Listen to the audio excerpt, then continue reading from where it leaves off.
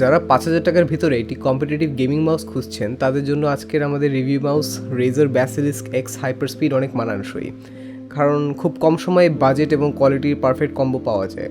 তাই চলুন আর দেরি না করে মাউসটি সম্পর্কে জেনে আসি।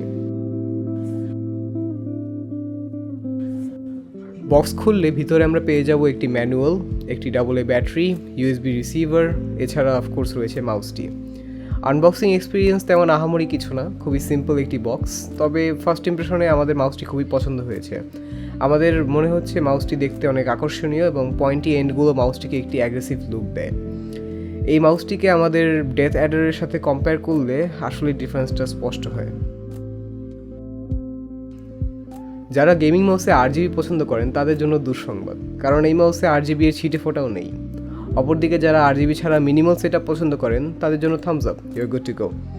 এখন RGB না থাকার মূল কারণ ধারণা করা হচ্ছে ব্যাটারি লাইফকে যতটুকু সম্ভব বৃদ্ধি করা। টকিং অ্যাবাউট ব্যাটারি লাইফ, মাউসে ব্যাটারি লাইফ সম্পর্কে জেনে আসি। একটি AA ব্যাটারিতে ব্লুটুথ কানেকশন ইউজ করলে 450 ঘন্টার ব্যাকআপ পাওয়া যাবে এবং 2.4G ওয়্যারলেস ইউজ করলে 285 ঘন্টার মতো কাছাকাছি ব্যাকআপ পাওয়া যেতে পারে। আমাদের টেস্টিং অনুযায়ী ব্যাটারি লাইফ অনেক ভালো পেয়েছি এবং আশা করি কোনো ইউনিটি অ্যাটলিস্ট ব্যাটারি লাইফে কেউ কোনো প্রবলেম ফেস করবে না। মাউসটির programmable buttons and DPI control করতে Razer Synapse সফটওয়্যারটি ইউজ করা যাবে। সফটওয়্যারের ভেতর DPI এবং পোলিং রেট অ্যাডজাস্ট করা যায়। সেন্সরটি 16,000 DPI পর্যন্ত অ্যাডজাস্ট করা যায় এই সফটওয়্যারের মাধ্যমে। মাউসটিতে 6টা প্রোগ্রামেবল বাটনস রয়েছে। এগুলোতে ব্যবহার করা হয়েছে Razer মেকানিক্যাল সুইচেস, যেগুলোর life span up to 50 million clicks. এছাড়া মাউসটির স্ক্রোল হুইলের রেজিস্ট্যান্স পারফেক্ট লেগেছে আমাদের কাছে। স্ক্রোল হুইলের নিচের বাটনটি দিয়ে DPI চেঞ্জ করা যাবে। এই মাউসটি সব সাইজের হাতেই সহজেই পাম গ্রিপ করা সম্ভব। এছাড়া মাউসটিকে কমফোর্টেবলি ক্ল গ্রিপে ব্যবহার করা যাবে। তবে ফিঙ্গার টিপ গ্রিপে ছোটো হাতে সাইড বাটনসগুলো নাগাল পেতে খানিকটা সমস্যা হতে পারে। স্পেশালি বলবো থাম্ব রেস্টের কথা, যেটা আমরা সবাই অ্যাপ্রিসিয়েট করেছি। It makes the experience feel a lot better. মাউসটির গেমিং এক্সপিরিয়েন্স অনেক ইমপ্রেসিভ।